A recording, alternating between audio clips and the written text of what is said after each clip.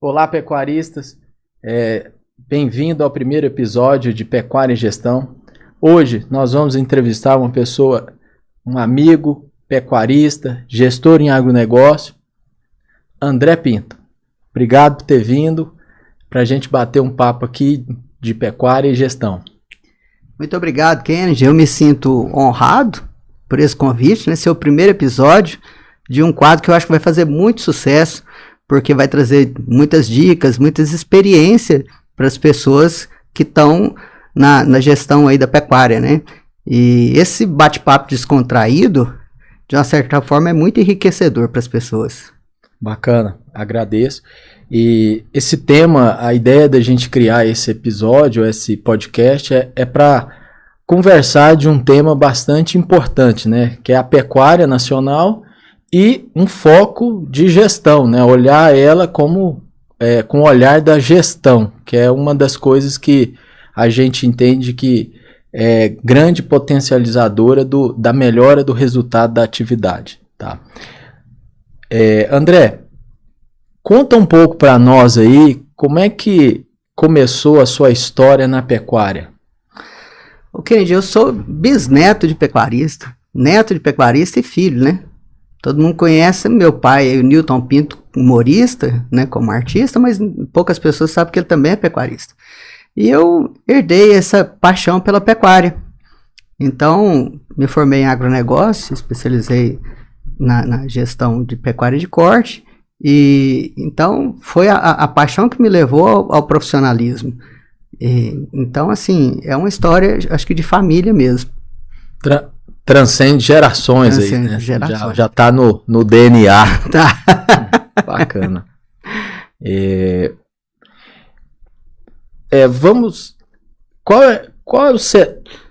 Conta um pouco da sua história da fazenda. Você trabalha com pecuária, né? É gestor em agronegócio e trabalha com pecuária. Conta um pouco a sua rotina lá na fazenda, o processo que você trabalha, qual a atividade, o ciclo que você atua.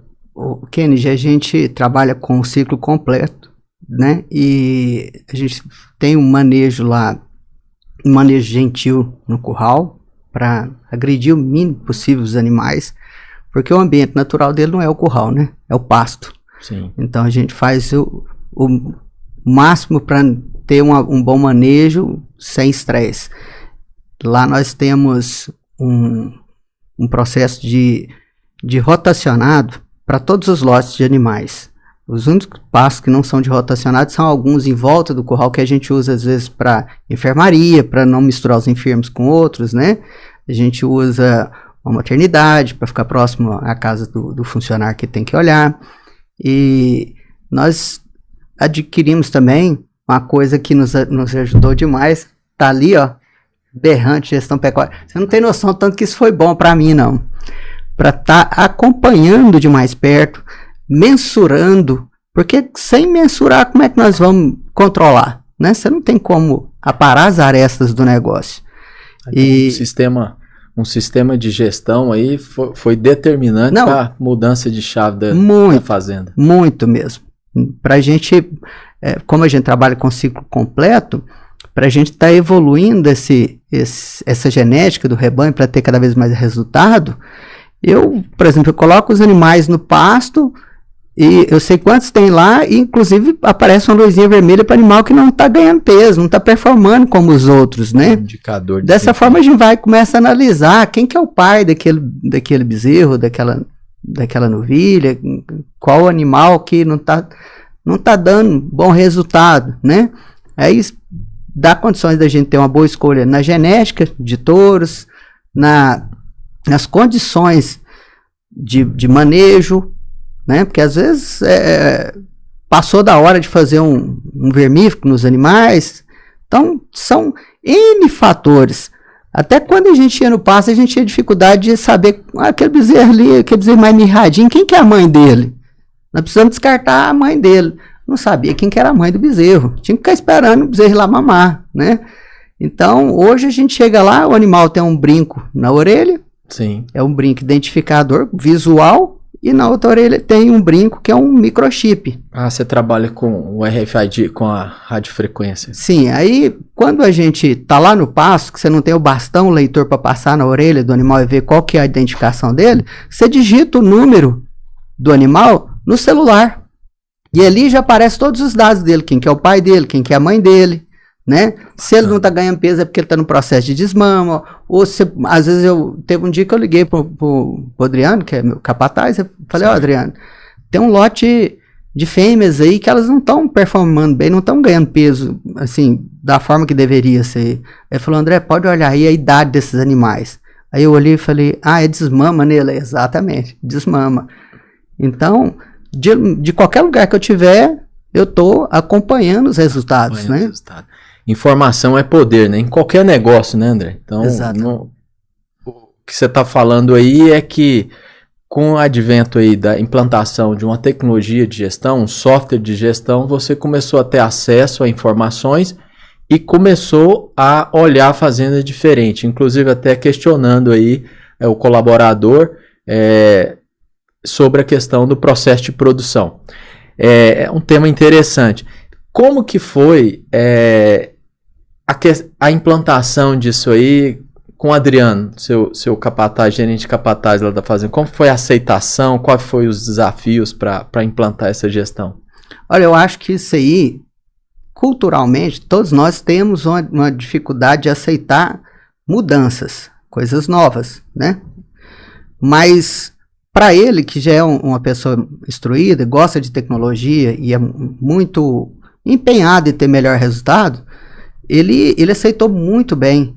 Ele ficou feliz, inclusive, de poder mostrar que o trabalho dele é bom, sabe? Porque uma coisa, quando eu vou lá na fazenda, eu não vou passar todos os animais na balança para saber como tá. Isso, durante o processo, que toda vez que o animal vai ao curral, a gente pesa o animal. Então, toda vez que lança um peso no sistema, ele vai gerando um gráfico, né? Então, ali eu não preciso ir lá para saber que ele está trabalhando bem. Isso já é uma rotina dele, estabelecida pela fazenda, pelo processo da fazenda. Então, exato. Ele executa isso periodicamente na propriedade e você vai tendo acesso aí e avaliando, né, os indicadores de desempenho. Exato. E tem algumas coisas que a gente, no achômetro, se engana muito. O gasto com medicamento, eu achava que era um X, na verdade é 2. Quando você lança, você vê o histórico de uma vaca de 2 anos, por exemplo, a quantidade de remédio que ela toma, às vezes é um puron para carrapato, o básico que é o vermífugo, todo mundo contabiliza, vacina, né? Mas aí entra antibiótico, entra protocolo de inseminação, e quando vai lançando tudo aquilo lá, você vê uma ficha extensa e fala, nossa, fica caro, hein? Não é tão barato como eu imaginava. Não, o cara vai falar, eu vou gastar duas doses de vermífugo por ano, 2 de vacina só, aí o resto fica. Quando põe tudo no sistema, você vê que é pesado. André, você falando aí comentando algumas técnicas, né, que a gente pode aplicar na fazenda. Qual que é a sua análise aí sobre as técnicas de produção? Como que você visualiza, numa ótica de gestão, o uso dessas técnicas dentro da fazenda? Kennedy, essas técnicas são fundamentais para facilitar o trabalho e ter melhor resultado, né? Por exemplo, na parte de manejo dos animais, manejo de pasto, quando a gente pôs o rotacionado para funcionar direitinho, a gente aumentou o suporte da fazenda em 30%, né? Então você imagina... Coisa mais importante para potencializar a margem, né? Para você comprar 30% a mais de terra, quanto que não custa isso? Justamente. Né? Então a cerca fica bem mais barato do que adquirir mais terra. E sem falar o seguinte, que é uma extensão menor para estar dando assistência, né? Andando a cavalo, olhando o gado e tudo. São piquetes pequenos, então você entra antes os pastos eram grandes, né? Você entrava no pasto, você andava ele todinho dava mais trabalho e o gado era mais arisco. Aí quando implanta o sistema só desse aí, já você vai andar em 1/6 daquele território para poder ver o gado. E a gente pôs umas remangas lá que liga todos os pastos através de corredor, que quando você chega, você vai pôr sal lá, você faz o aboio, né, que chama o gado lá, no instantinho os animais já estão todos fechados. Se tiver que curar algum ali, é prático, é rápido. O gado já fica manso, né? Já entra no manejo aí racional, né? Ele fica bem dócil, né? Isso. O gado amansa muito, né? E tem uma veterinária, pesquisadora, Temple Grandin, que é uma americana, inclusive ela é autista, né? E através das habilidades dela que o autismo proporcionou, isso fez com que ela enxergasse como os animais se comportam. E essa parte de entologia, eu me baseei muito nos estudos dela para a gente aplicar na fazenda, que é dentro do curral, né? Um manejo sem estresse, sem gritaria, sem bater, sem usar vara de ferrão, essas coisas. A gente faz um manejo mais tranquilo possível, porque existem estudos, né, que falam que uma vaca, quando ela sai do brete rápido, correndo depois da inseminação, e quando ela sai andando, o índice das vacas que saem tranquilas andando é bem maior, o índice de prenhez, do que das vacas que saem estressadas, né? Sim, mostrando a importância do manejo. Eu estudei, eu assisti o filme da Temple, né? Diz que ela andava de 4 no brete, no corredor. Você chegou a fazer isso para conhecer como é que é o comportamento animal, né? Não, essa parte eu te confesso que eu não tive essa curiosidade, não. Mas sempre que eu vou manejar algum animal em um curral onde eu não conheço, onde é novo, eu tenho o hábito de andar por dentro do tronco até chegar no brete, quando tem, né?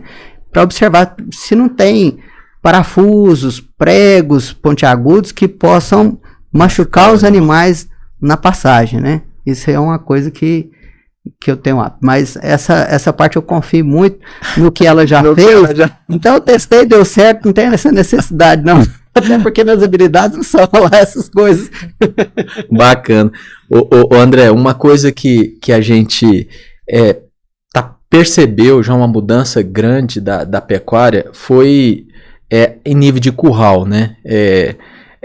A Temple ela não errou, né, em pensar numa estrutura de manejo mais adequada, porque há um tempo atrás eu conversei com um grande produtor do Xingu e ele falou uma coisa que me marcou. Ele falou assim, quando eu trago o boi no curral, eu aproveito e faço tudo que eu tenho que coletar, tudo que eu tenho que fazer nele, porque depois eu não vou trazer ele tão cedo.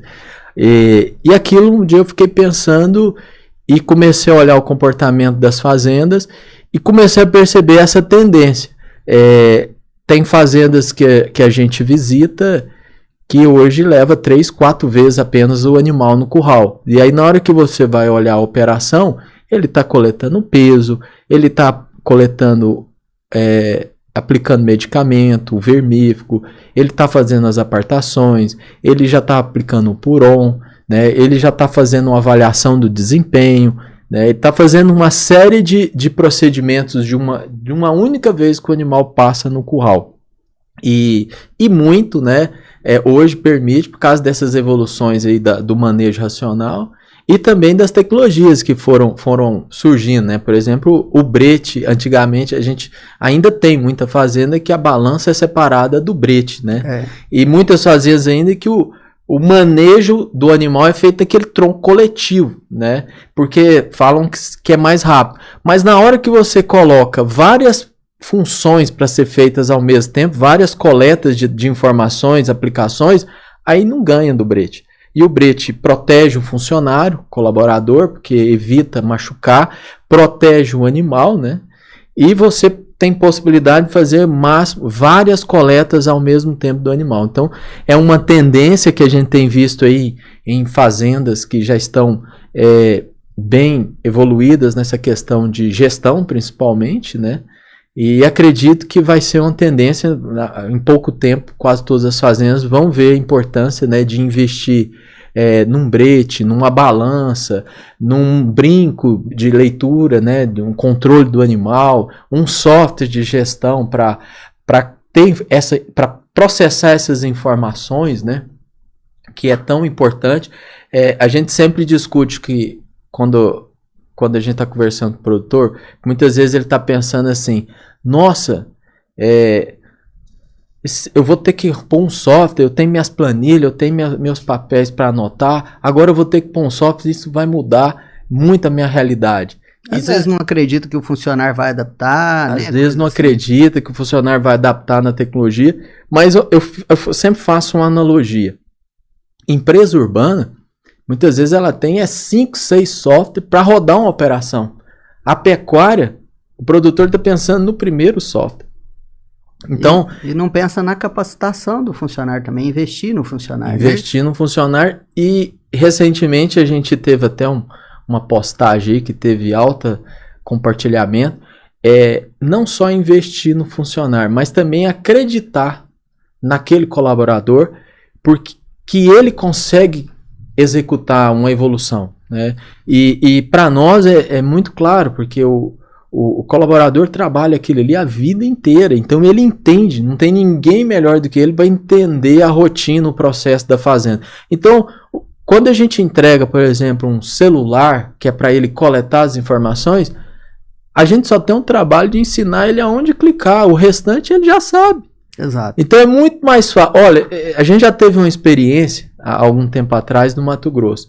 Nós tínhamos uma fazenda, um cliente, que ele tinha um gerente, um gerente com 78, quase 80 anos, um gerente de 80 anos. Ele tinha um gerente de 80 anos e o dono da fazenda era até um zootecnista, ele é um zootecnista, ele tinha uma dificuldade assim, ele falou, não, meu gerente não vai dar conta por causa da idade, ele é da geração que não tinha tecnologia, não tinha computador. E eu lembro que da primeira vez que eu conversei, eu falei assim, eu acho que eu confio mais nele que talvez num rapaz que sabe mexer com tecnologia. Aí ele falou, não, mas ele não vai conseguir lidar. Eu falei, não, tudo bem. Aí a gente colocou o sistema, ele implantou e ficou amarrado num funcionário mais novo, que sabia lidar com o celular. Esse funcionário ficou 2 meses e saiu. E aí o gerente antigo lá firme. Aí ele, não, vou pôr outro, contratei outro, que esse tem um perfil. Contratou, ele ficou 3 meses e saiu. Na terceira vez o gerente falou assim, deixa comigo, me dê aí que eu vou tentar. E aí ele falou assim, nossa, show.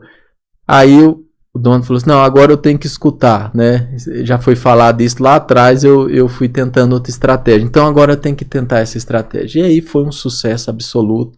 Ele precisou de um suporte ali e a empresa deu um suporte. Nosso suporte é bem ativo, né, na implantação, ensinando. A gente sabe lidar com a turma do campo, entende, né? A gente tem vezes que eu falo que o suporte até lê o pensamento, porque muitas vezes ele não dá conta de expressar o que ele quer, porque falta o conhecimento geral, mas a gente acaba entendendo por causa dos processos, né? A equipe é toda formada de técnicos da área, então ele consegue entender onde ele está e ajudar ele. E falar a mesma linguagem dele. E falar a mesma linguagem.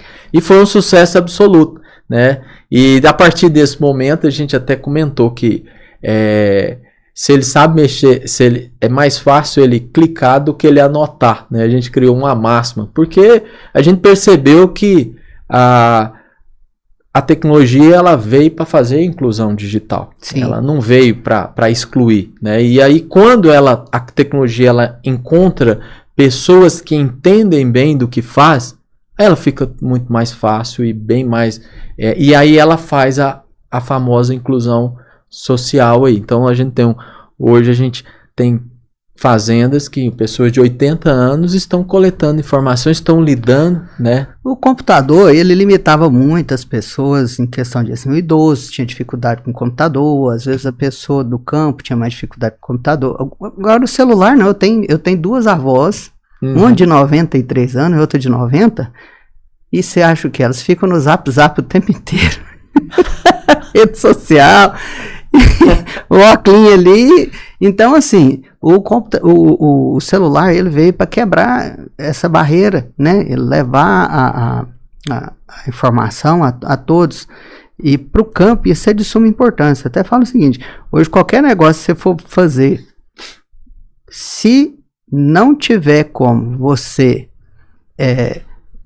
ter uma forma de expor ele ou de trabalhar com ele no celular, se não tem essa forma, esquece, não vai dar certo seu projeto, muda ele para outra coisa, porque tudo hoje precisa do celular. Lá no campo, lá na fazenda, por exemplo, nós temos um grupo de WhatsApp, que assim, o capataz ou o ajudante dele passa, aí vê uma cerca quebrada, aí ele já filma ou tira foto ali, posta no grupo de trabalho, ali o rapaz que é o Serviços Gerais já vai ver quantas estacas tem que levar para aquele lugar, já sabe qual que é o lugar, então ele já desloca para lá, sabendo o que vai fazer, a quantidade de material.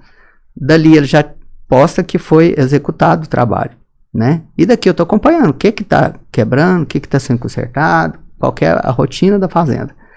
E são ferramentas, né? Agora nessa parte de ferramentas que eu achei muito interessante você falar do brete, porque eu já tive uma gestão de uma fazenda que eu pedi para colocar o brete, insisti, e eu acho que foi meio de contra-gosto, mas colocou. Aí o dia que a gente estava trabalhando e o proprietário estava do lado, ele falou assim, a pergunta que não quer calar, como que eu fazia antes sem o brete?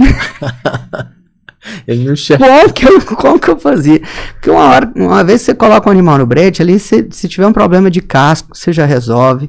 Como é que você vai pegar um boi aí de 500 quilos e curar o pé dele dentro de um brete? Ou então tem que soltar no curral, laçar e derrubar, a maior dificuldade, risco de machucar o funcionário, o cavalo, o próprio animal, né? E chega ali, imobiliza, faz o que tem de fazer, já lança no sistema tudo. Lá na fazenda nossa, lá a gente usa o sistema seguinte, o brete, ele tem uma plataforma que por baixo tem células digitais, certo, que essas células enviam informação para um receptor de peso, e esse receptor ele envia via Bluetooth para o sistema.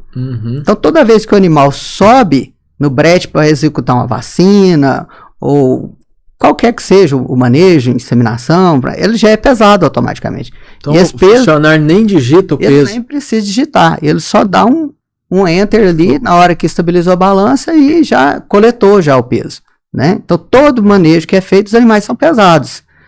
E junto com isso tem o bastão, né, que é o leitor de chip.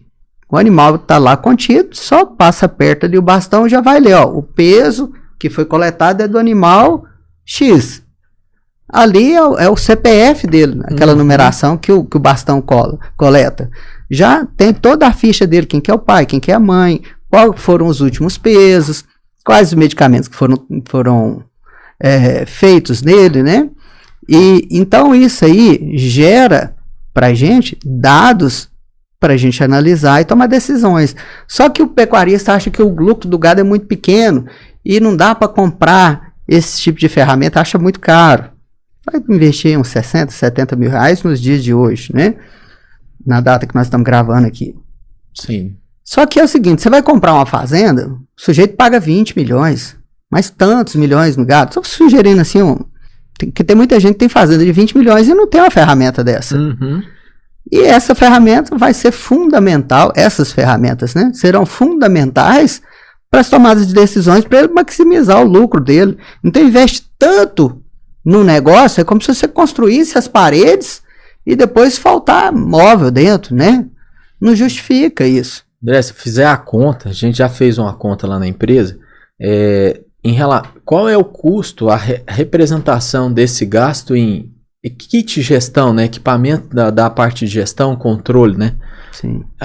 A fazenda vai gastar de 1 a 5% do custeio. É muito barato. Sal mineral, ele gasta de 20 a 30%. Em alguns casos até mais do que 30%. Eu acho que a questão do custeio. Então é muito barato relativamente falando com os outros custos que tem na pecuária. É muito, muito acessível, né? Mas não é um custo, é um investimento que ele te dá muito retorno, né? Das informações. Você coloca um negócio, ele fala, mas quanto tempo um brete desse se paga com um sistema desse aqui, com com balança, identificador, os brincos, o sistema.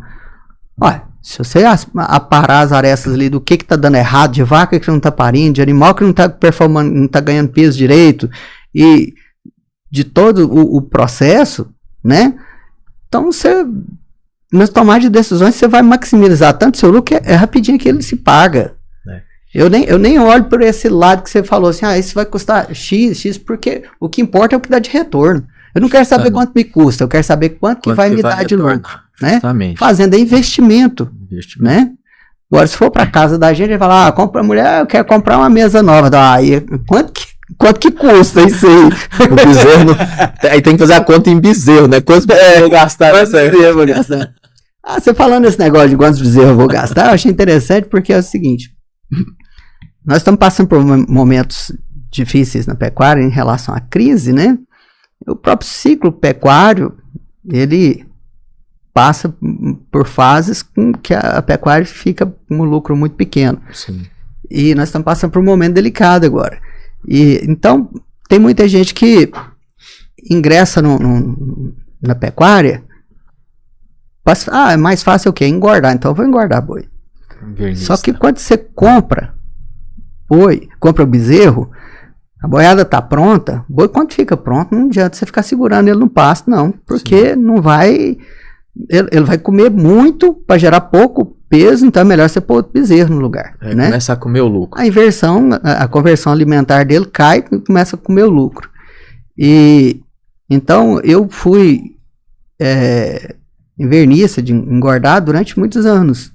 Então eu resolvi adotar o sistema de ciclo completo, cria, recria e engorda, certo. Justamente para eu sair dessa lá onde comprar o bezerro caro e depois quando você for matar o boi, às vezes tá barato. Eu tenho amigos que comprou o bezerro de R$3.000 e agora tá matando o boi de 4. Sim. 2 anos depois, né? E então o cara fala assim, mas a reposição tá valendo a pena. Gente, mas a despesa da fazenda aumentou muito. Se tem reposição, mas não tem lucro, não adianta, né? E quando a gente parte para o ciclo completo, o que eu estou vendendo é pouco. Eu não vendo um volume, não vendo todos os animais de uma vez, ou um terço dos animais. Todo mês a gente vende um pouco. Sempre você vai... Então acaba que você sai daqueles picos eu não vou acertar o preço mais alto da arroba e nem o preço mais baixo. Uma média. Vou fazer uma média, né? Uhum. Então eu acho bacana essa parte do ciclo completo para você se defender dessas crises. Sim. Você estava trabalhando aos anos atrás, você estava trabalhando em qual ciclo? Eu trabalhava com engorda. Com a engorda? Com a recria e engorda. Recria e engorda. Isso. E aí você mudou para cria ou ciclo completo primeiro? Ciclo completo. Ciclo completo. Já fui logo para... Lá na nossa região teve uma época que as fêmeas tinham um valor muito baixo. Uhum. E não tinha comprador para fêmea. Então eu engordei fêmea durante um tempo. E a fêmea é muito bom de você mexer com ela, porque ela é um animal mais dócil que o boi. Ela quebra menos as instalações da fazenda, as cocheiras, as cercas, né? E ela não faz aqueles pelador, que é onde o boi fica dormindo e acaba matando o pasto ali naquele pedaço. Ela tem uma eficiência de colheita do capim melhor do que o boi. O boi, quando ele pesa, ele quer comer só no lugar plano e nas baixadas. Ele não quer subir morro. Acaba que o pasto fica rapado embaixo e sobra pasto lá no morro. E a fêmea, ela jovem, durante o processo de crescimento, até chegar em engorda, ela anda para todos os lados. Então, quando a pessoa tem uma fazenda que é mais morrada, mais acidentada, a eficiência de colheita é mais eficiente com a fêmea do que com o macho. Certo. Então eu fiz isso aí por uns 4 a 5 anos. Você tinha uma oportunidade do mercado, Exato. A fêmea estava bem atrativa e iniciou a estratégia de recria. Então acho que a gestão é muito disso, é de estratégia, né? Justamente. Você tem que fazer uma leitura de onde você está, de como que é a sua fazenda. Igual eu falei do ciclo completo. Tem gente que às vezes tem uma fazenda que é muito de campo, é uma fazenda mais cerrado, mais fraca para engordar. Tem gramíneas que tem teor proteico e energético mais baixo do que outras, né? Então, quando fala assim, a terra de cultura, que é uma terra mais fértil, é que é bom para engordar.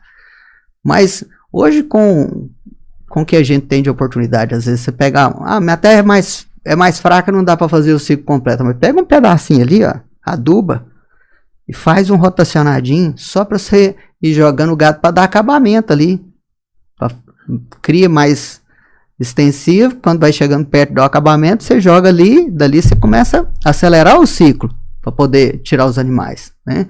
Sim. Então, essa questão do ciclo completo, ela dá para adaptar em muitos tipos de fazenda. É muito raro uma fazenda que não dá para fazer o ciclo completo. Ô André, é uma coisa que é uma das perguntas mais faladas, né? Todo produtor ou que quer entrar no sistema ou que está trabalhando em um ciclo de produção, ele pensa, qual que está dando mais dinheiro, né? Na minha experiência, todos dão. Hoje, eu penso assim, olha, tem que pensar, tem que fazer uma análise estratégica do que você tem, da sua mão de obra, da sua estrutura de produção, né? E do que o investidor, o pecuarista gosta também. Muitas vezes, eu já vi projetos que, às vezes, o pecuarista ele tem aptidão para cria, ele gosta daquele processo de cria, do nascimento do bezerro, de levar a vaca no curral e fazer manejos ali de apartações, o bezerro berrando, ele gosta, ele gosta daqueles eventos. Nós pecuaristas somos muito movidos pela paixão. Né? Justamente. E aí quando você pega um produtor desse e fala assim, olha, a recria engorda está dando mais lucro, vamos mudar. Muitas vezes se ele toma essa decisão, no final ele ganha menos do que ele ganhava na cria. E a gente ficou tentando entender, justamente porque ele gostava daquele processo, então ele fazia bem feito. Uhum. E o ato dele fazer bem feito, todo o processo, todo o sistema sempre tem o que melhorar. Então muitas vezes, em vez de... Hoje eu penso assim, eu olho muito para uma decisão de mudança da estratégia. Tem que olhar a estrutura, a mão de obra e o próprio gosto do produtor, que é quem vai estar ali na liderança, né, da atividade. Tem que pôr isso no papel e falar, não, olha, é fácil, ainda está dentro das expectativas do que o líder aí, que o empresário, investidor gosta? Sim, então dá para fazer. Em alguns outros casos eu já tomei a decisão, falei, vamos ficar quietinho aqui e vamos tentar consertar os pontos errados, melhorar os processos, que aí nós vamos aumentar o resultado. Né? Então hoje, quando me perguntam assim, qual que é o melhor sistema, eu solto a resposta mais importante aí, depende. Depende, né? Concordo com você. Depende da pessoa, depende da estrutura, depende, né? Porque muitas vezes, quando você caminha para um ciclo completo, ou para uma recria engorda, se o produtor ele não tiver aquele feeling para uma negociação, gostar de mexer com gente ali, sempre estar ele não vai ter um bom desempenho na hora de vender. Pode ser que até na produção ele consiga corrigir, mas na hora de vender, eu não tenho muito jeito, eu não sou muito bom para lidar com negociação, não é o meu forte. E aí ele está indo para um ciclo que puxa muito para esse lado. Sim. Quando ele está com a cria, geralmente eu falo que a cria é como ir no supermercado, né? Já está lá e tem um preço. O cara leva ou não. Então não tem muita discussão. Se o cara tiver um produto bom, ele está lá com, eu tenho um produto tal e o preço é tal. Interessa ou não? Então não tem muita margem de negociação, porque ele gasta para fazer um produto diferente, um nicho de mercado, e ele coloca na prateleira e fala assim, tá aqui quem pagar melhor ou quem valorizar vai levar, né? Aí a precificação do animal de venda para recria, caso o cara que é criador e vende bezerro, né? Ele tem como melhorar o preço. O preço do mercado, isso aí hoje todo mundo tem o WhatsApp, tem uma região, tem um grupo de pecuaristas, eles estão sempre sabendo quanto vale um bezerro. Mas a questão é que tipo de bezerro? Sim. É o bezerro fraco, o bezerro médio e o bezerro extra, né? Então aí quando o cara faz um trabalho bem feito, genética, nutrição, bom manejo, ele tem como melhorar o preço do seu produto. Ele diferencia um produto. Ele diferencia o produto.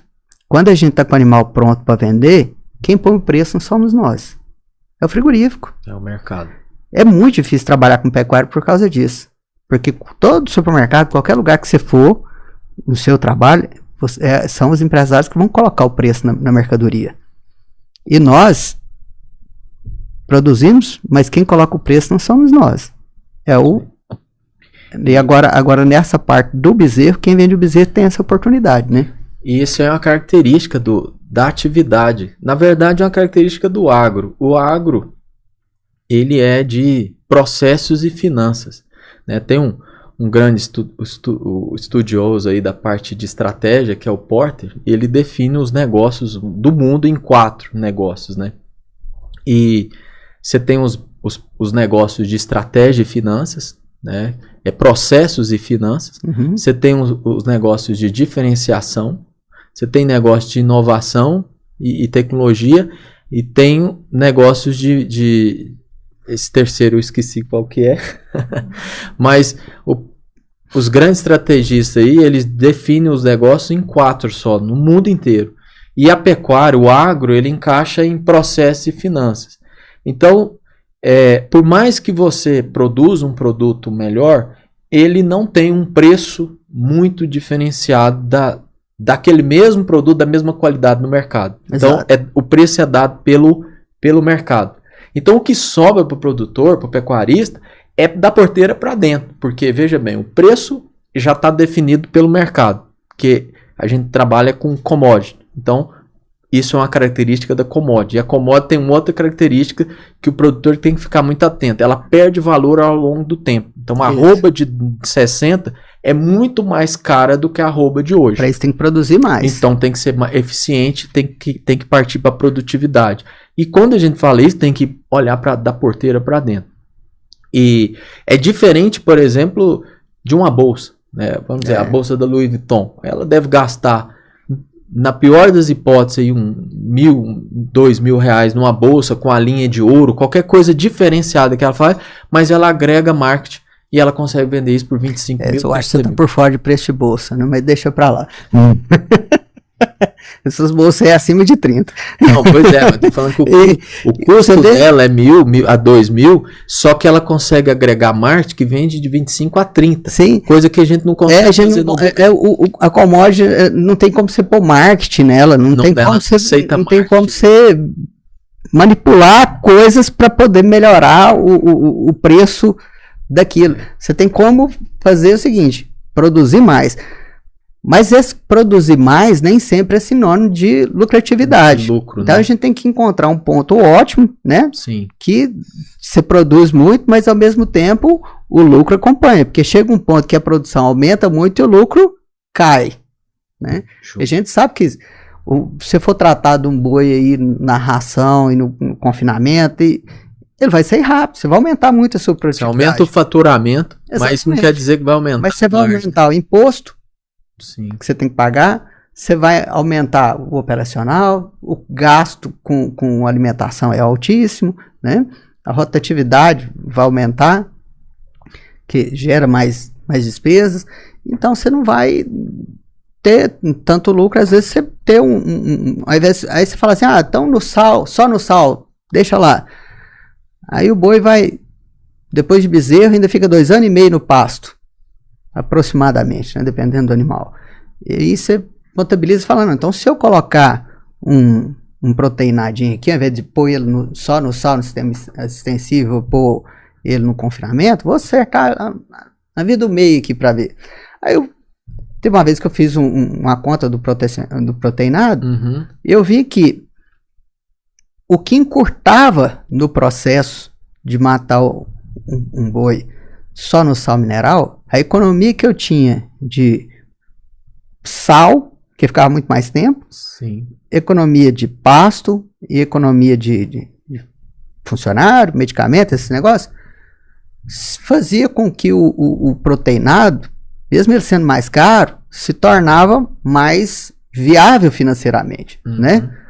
E, contrapartida, se eu acelerasse mais que aquilo, não ia ter resultado financeiro. Então, tem que fazer conta. Ficou um ótimo ali, né? Tem que fazer conta não pra achar o ótimo. não tão freio de mão puxado, mas também não tão acelerando, né? Tem que achar um ponto de equilíbrio. Agora, isso é uma receita? Não. Tem ano que não dá pra você fazer isso. Tem ano que, não, se você for pagar o proteinado, você vai ter que vender muito gado para isso. Sim. Inclusive, esse ano a gente não fez serviço na fazenda que não fosse de urgência.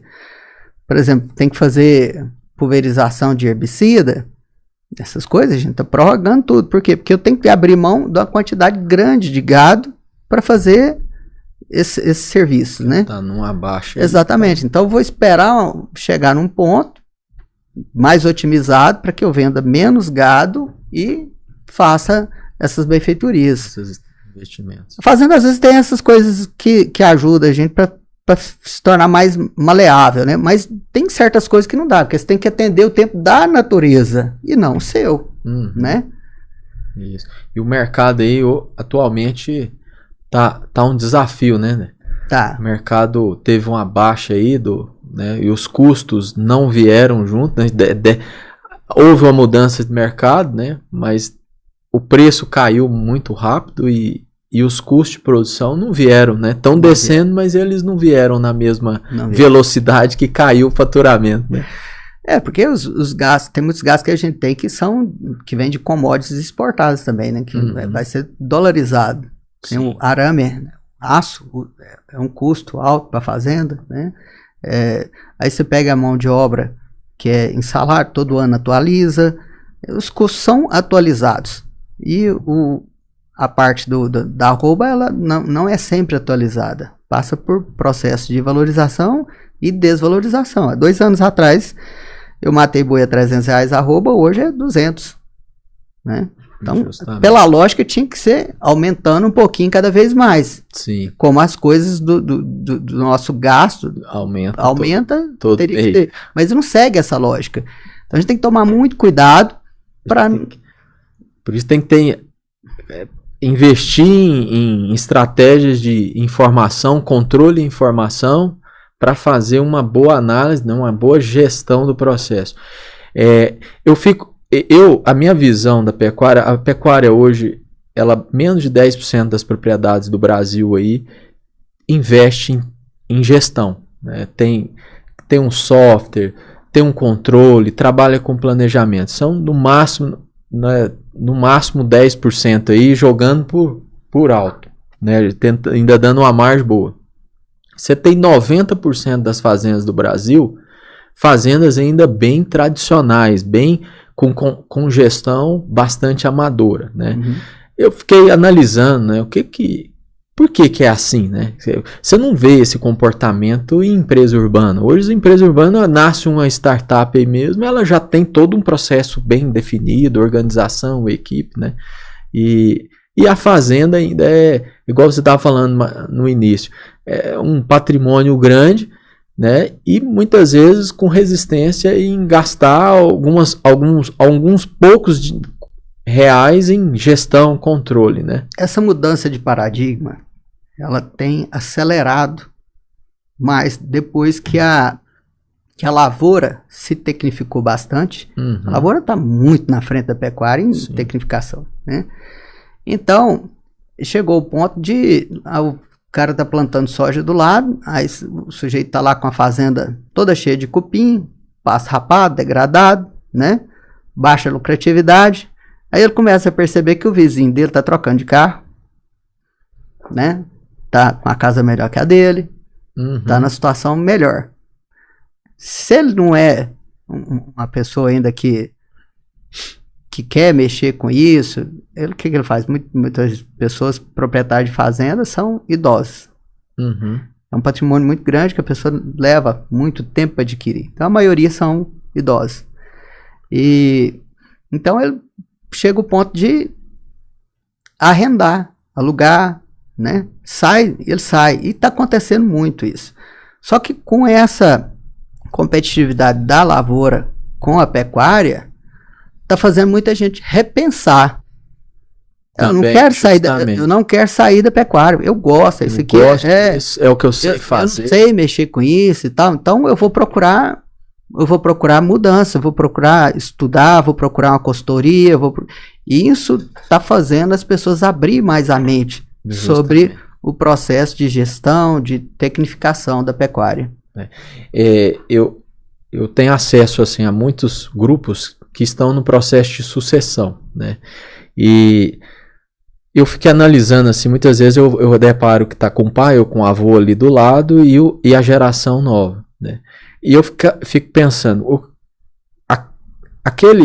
pai, aquele avô, ele já fez o papel dele. Porque ele foi lá para aquela região na década de 60, 70, 80, e o papel dele era abrir. Né? Existia programas do governo integrar para não entregar. Então ele foi lá, era difícil o processo de abertura e produção. Então se ele produzisse, ele pagava a conta, ganhava dinheiro, a margem era boa porque não tinha produto, a oferta era muito limitada, né? E a demanda muito alta.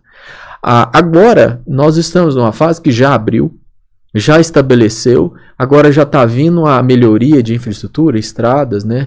Cidades estão desenvolvendo em todos os lugares, né? No Pará, no Mato Grosso, Tocantins, você vê cidades que era pouco, 10, 15 anos atrás eram pequenas, já estão se movimentando, né? Uhum. E agora essa sucessão, se ela gosta mesmo da atividade, ela tem que começar a pensar de forma profissional, porque esse agora é a fase dele, né? Então ele tem que se questionar quando está pensando em pôr um controle melhor na fazenda. Ele está pensando em pôr um controle, não, ele já deveria ter ele, né? São coisas que tem que sair do pensamento, assim, não dá mais para falar assim, eu não vou pôr um sistema de controle para me avaliar. Como? Que empresa que desenvolve sem saber, sem controle? Qualquer pequena empresa urbana, ela já põe ela já tem uma organização profissional, então não tem como hoje o pecuarista que quer enfrentar, ele quer, com essa competitividade das outras atividades, trabalhar o negócio de forma manual. Muitas vezes no empírico, né, no achismo, não dá mais, não tem mais espaço para isso. Então tem que investir em tecnologias de controle, em equipamentos, tem que pensar em gestão mesmo, estratégias, né, porque vou colocar essa técnica ou aquela, né? Técnica é uma caixinha de ferramenta, eu escolho essa ou eu escolho aquela. Exatamente. Qual que adapta mais, qual que é mais adequada para o meu negócio, qual que o meu funcionário consegue operar e o que eu preciso. Então tem muitas vezes, né, eu já fui em muitas fazendas que o cara tá fazendo analogia, o cara comprou uma parafusadeira elétrica para parafusar 5 parafusos. E aí tá falando que o negócio não dá lucro. Não, mas o senhor não precisava de uma parafusadeira elétrica. O senhor precisava de uma chave de fenda. Né? E essa é a analogia que eu faço. Muitas vezes o produtor ele investe muito em técnica antes de investir na gestão. E aí ele se perde. Por exemplo, essa história que eu estou falando, na fazenda que eu já fui uma vez, chegou lá, sobrando capim na fazenda inteira, pastos de 20 alqueiros, e já tinha um confinamento. Se ele dividisse os pastos, fizesse qualquer melhoria em divisão de pastos, recebia todo o gado que estava no confinamento. Aí eu fiquei pensando, por que ele está trocando uma margem de 500, na época R$400 por animal, por uma margem de 150 de lucro? Por quê? Porque é o seguinte, ele não investiu em controle, em gestão, ele não sabia. Então, se ele tivesse essa visão do que ele tinha de gasto, ele não ia para um confinamento, ele ia fazer a divisão do pasto. Então, essa maturidade, essa profissionalização, né, da atividade, começando pela gestão, que é uma das coisas mais baratas, porque a gestão ela entra no grupo de gastos administrativos, são baixos desembolsos. E tem coisas que não fazem sentido, né? Igual você falou aí, não faz sentido o cara pôr comida na boca do boi, está sobrando pasto. Está sobrando mais barato no pasto, né? Justamente. Já está pago aquele, não precisa de comprar outro. E eu vejo muito também assim, escolhas de onde você vai investir na fazenda. Às vezes, uma fazenda, quando ela é maior um pouco, são manchas de terras de diferentes fertilidades. Tem um lugar mais fértil, outro menos, tal. E às vezes eu vejo pessoas assim, tem uma parte da fazenda que é uma parte mais fraca, menos fértil, e ali ele pega e investe muito ali naquele pedaço. Sendo que teria que ser o contrário. Investir primeiro na parte mais fértil da fazenda, para você ter uma rentabilidade maior ali, e dali, com aquela lucratividade, você ir fazendo um efeito cascata até chegar onde é mais fraco, né? Sim. É como se você pegasse um dinheiro, você quer emprestar um dinheiro a juro aí numa aplicação financeira. Você quer um juro barato ou um juro mais alto? A terra mais fértil é que vai te dar o juro mais alto, né? O investimento, um retorno mais rápido. Então, são escolhas que a pessoa faz que não tem custo. O custo que ele teria num lugar, vai ter em outro, e resultados diferentes. Então, aí uma coisa que você falou, e eu também quero dar uma pincelada em cima, é a questão da sucessão. Essa garotada nova que vem, ela vem engajada em tecnologia, em mudanças, né? Só que a sucessão familiar, ela está enfraquecendo. Esse pessoal mais novo são poucos que querem lidar com o campo. A maioria quer ir para uma vida mais de conforto na cidade do que... Não que não tenha conforto no campo, porque hoje em dia tem internet, ar-condicionado, casas boas no campo também, né?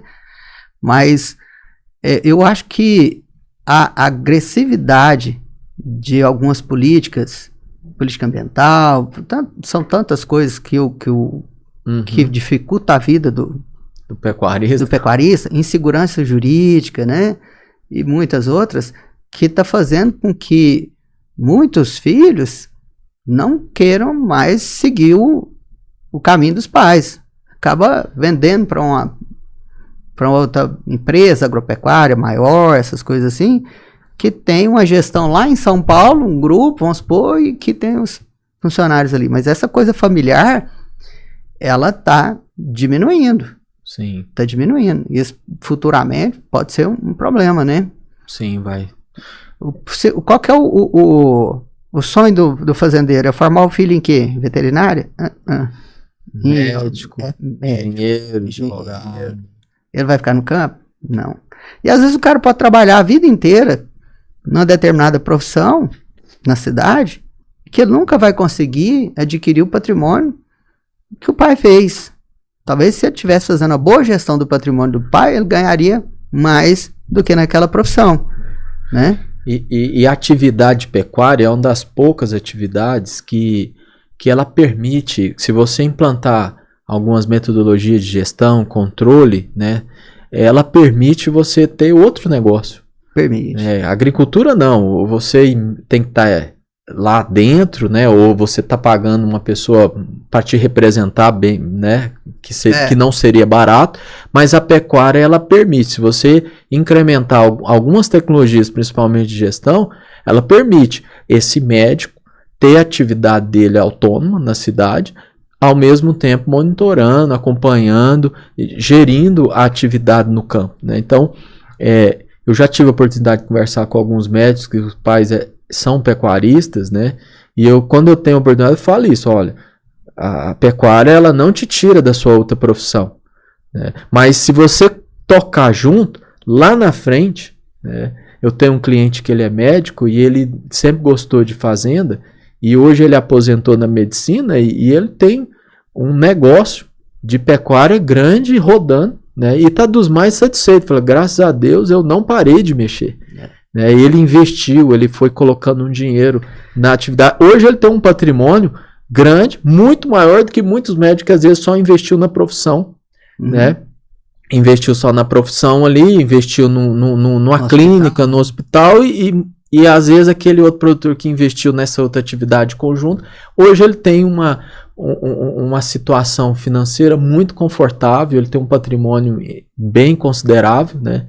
E está satisfeito. Falei, não, eu nunca perdi a raiz do campo. Então a pecuária é uma atividade com pouco de investimento em controle, gestão, monitoramento, estratégia, profissionalismo, ela permite você ter outros negócios, né? Eu morei 5 anos na fazenda, né? Certo. Eu me formei e fui administrar a fazenda do meu pai, e durante esses 5 anos eu percebi o seguinte: eu trouxe uma bagagem da faculdade. Sim. E tinha uma bagagem que eu não conhecia, que é do do dia a dia de quem está ali. A rotina. Né? A rotina, ó, você conhecer essa planta, o gado, não adianta você tocar o gado aqui que ele não vai passar aqui, ele tem o costume de passar por lá. Se você for fazer uma cerca aqui, não vai dar certo, faz a cerca lá. Lá é onde os animais têm o costume de passar, vai facilitar isso, aquilo outro. Você conhecer todos os desafios da sua propriedade, né? Os pedaços onde tem menos fertilidade, igual a gente estava falando, esse tipo de coisa, isso é vivência. Uhum.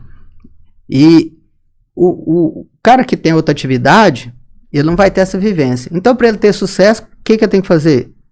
Consultoria. Sim. Tem que contratar alguém que entende disso. Conhece o processo. Que vai lá e ele, conhecendo esse processo, ele vai fazer uma análise da propriedade dele e ver o que melhor se encaixa. Porque uma fazenda nunca é igual à outra. Cada fazenda é de um jeito. Né? Cada fazenda tem uma peculiaridade ali que não bate com o sistema que tem em outra. André, nós temos um pouco parecido a nossa vivência. Eu sou neto de pecuarista, filho e pecuarista também, e desde criança eu vou para a roça. Minhas férias, eu sou um menino que estudou na cidade capital, mas todas as férias eu ia para a fazenda. Então, eu tive uma oportunidade na vida muito bacana. Eu aprendi a pescar, caçar, laçar, tirar leite, montar cavalo, tudo com a equipe da fazenda. Eu tenho pessoas, né, na minha vida assim, que passaram, colaboradores lá que trabalhavam com meu pai, que foram pessoas que tiveram paciência de aguentar um menino xerido, que estava perguntando muito. Só que hoje, e isso norteou muito, né? Norteou muito a minha decisão diária, né? Por exemplo, eu lembro até hoje que eu passei na faculdade e meu pai me tirou de cima de um trator. Eu tava gradeando, ele falou, o que foi? Você tem que ir para fazer logo sua inscrição. Então, me arrancou, já tinha levado o tratorista para ficar no meu lugar, eu tava gradeando para reformar um pasto. Então, assim, eu sou muito grato, né, por essas pessoas que me ajudaram a ensinar o básico. Hoje eu tenho uma relação muito forte com o colaborador de fazenda. Em 20 anos de profissão, eu nunca cheguei numa fazenda para falar assim, tem que trocar. Não, sempre foi assim, vamos desenvolver, vamos melhorar ele, vamos treinar ele vai dar certo, ele conhece. Então, por quê? Porque eu conheci essas pessoas. Muitas delas nem tiveram oportunidade de estudar, mas eu já vi cada gênio. Eu tinha um rapaz que trabalhava lá que todo o serviço que as pessoas falavam que não dava conta de, não fazia, ele ia lá e fazia. Eu falei, pô, o que esse cara tem? Ele conseguia fazer. Então, se aquele cara tivesse oportunidade de estudo, ele tinha ido para a NASA, que é um cara inteligente, né? Natural, inteligente, e várias outras pessoas. Então, eu sou muito grato. E uma das coisas também que eu valorizo muito e agradeço muito meu pai foi um homem que meu pai era um comerciante, né? Ele vivia muito mais a cidade do que também a fazenda. Mas uma coisa bacana que ele promoveu pra gente foi assim, a gente ficar tudo junto. Não tinha aquele negócio de pôr a comida separada. A gente comia junto com todo mundo. E aquilo era muito importante para eles, né? Eles viam assim, não, aqui são pessoas que valorizam a gente. Então, eu tenho coisa muito forte na minha vida que é o seguinte, a valorização dessas pessoas do campo, né, respeito e a vontade de ajudar também, né, a eles desenvolverem. Né. Ter qualidade de vida ter também, qualidade de vida, né. Isso que você está falando é tão importante que às vezes se um patrão maltrata um funcionário, às vezes ele, no calor da emoção ali no curral, dá um grito e não sei o quê, porque fez alguma coisa que ele não concorda. Rapaz, ele vai embora dali, quem vai cuidar do que é dele é o funcionário dele, que tá ali, que ficou com raiva dele. É o funcionário dele que vai pôr sal no coxo, pro gado, é o funcionário dele que vai curar o bezerro na hora que nasce. É o funcionário dele que vai cuidar do patrimônio dele. Rapaz, o cara tem que pensar, falar, esse aqui é meu maior parceiro. Sim. Esse cara eu tenho que zelar dele. Esse cara eu tenho que tecnificar ele, eu tenho que tratar ele com hombridade, tenho que dar qualidade de vida para ele. Ele é meu parceiro, né? E muitas vezes é só uma falha de comunicação, né? Ali ele não está entendendo ou não está gastando um tempo para entender qual que é o lado de lá. Exato. Qual que é a dor de lá, o que é a dificuldade. Se ele parar um pouquinho para analisar, ele vai ver que é simples.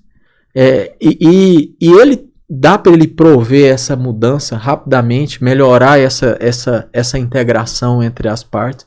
É muito simples. Falar assim, você não, uma pessoa que está no campo ali é uma pessoa, a maioria delas é honesta, né? Olha, histórias de desonesta, muito pouco. A maioria é gente honesta, gente trabalhadora, gente que gosta dali. E então, se ele parar para analisar, ele vai ver que assim, são coisas simples que ele provê, investe na propriedade, resolve e melhora muito o resultado. E as pessoas que eu me relaciono no campo, eu percebo que são pessoas que têm um grau de educação, moral, de tratar as pessoas com respeito, muitas vezes maior que a cidade aqui que você está no dia a dia. Pede para entrar, chegou lá, às vezes não vai incomodar por respeito. Tem um respeito, tem, né? Justamente. Então, não menosprezo de jeito nenhum, pelo contrário, eu admiro essas pessoas. Ó, estamos chegando ao final aí do nosso primeiro podcast aí de pecuária e gestão, né? Quero agradecer o André por estar aqui nos abrindo aí a série, né? O nosso podcast. É uma pessoa que entende do que está falando, tem vivência do campo, tem raiz aí que transcende gerações, né? Muito obrigado. Eu que agradeço. Esse assunto nosso aqui é igual serviço de fazenda, né? Não acaba nunca. Não acaba. Mas foi um prazer estar aqui com você e me sinto honrado de ser o primeiro convidado para esse quadro. Vamos ver e mais vezes depois. A gente vai, igual você falou, assunto tem demais, né? Isso aí. Um grande abraço a todos aí. Até mais, gente.